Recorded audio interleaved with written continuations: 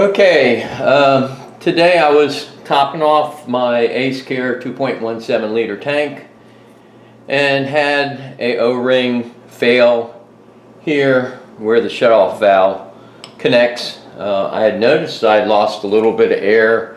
When I was filling it up, the gauge was sort of going up and down, but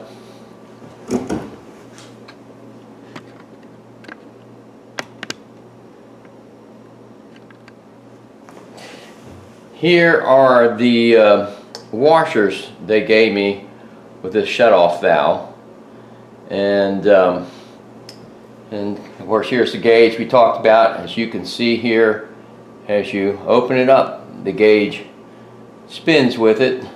Normally it doesn't take that much to crack it, you know, as far as turning it before you get air coming out, but it is very hard to open when it's full with air here with no pressure on it. It turns very easily. But anyway, this knob here has set screws on it and it doesn't keep it very tight, but it doesn't, I guess it really doesn't matter too much other than the quality aspect of it, you know, the way it looks and feels. But you know, it turns the knob, and that's what you want to do. But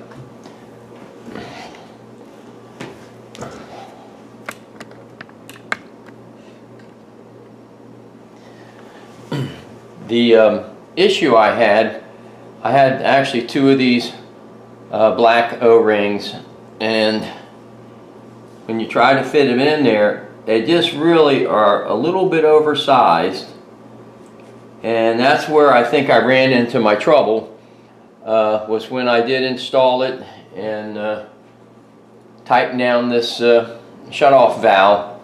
It pinched it and didn't fully seat in there, and that's what caused it to fail. Now I've measured these, and this is about 1/1000 larger in diameter than this green one, and this green one, you can coax it in there and it is a better fit. The depth of this fitting is 2 millimeters, and this is a 3 millimeter cross section on these O-rings here, so it sets up a little bit. So, you know, you got the compression on the O-ring there when you screw it down. But what I was wondering is, I got this plastic, I guess it's the equivalent of a Delrin plastic, and was wondering if I could actually use that in here. It was oversized to the fit, but I went ahead and filed it down so it fit good. And it is also, stands proud, about 1 millimeter. So I figured this would make it a more substantial seal on there and less likely to fail. Of course, the ability for it to fail might be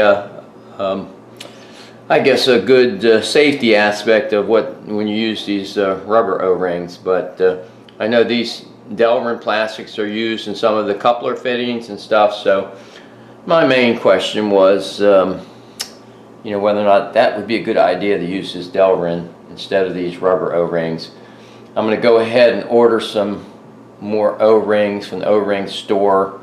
I see they have a variety of sizes that vary just 1/2 millimeter, so I'll buy 2 or 3 of each size, and so I'll make sure I get a good seal on there if I end up using these rubber O-rings. So that's it. Sort of, you know, it's been some talk on the board about these tanks. I knew when I bought it that it wasn't DOT certified. I have my Yonghang compressor.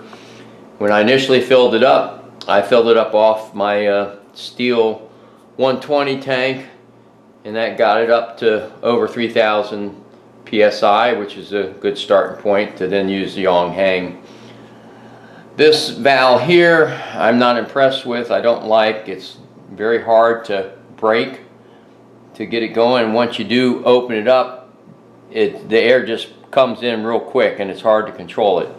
So I did order a cheaper but a more simpler valve without a pressure gauge to it from Acecare itself, so hopefully it will have better feel and control with the shutoff valve. I'm using the Joe Brancato assembly with the DIN fitting that goes in here to do my filling with. That's a real nice valve.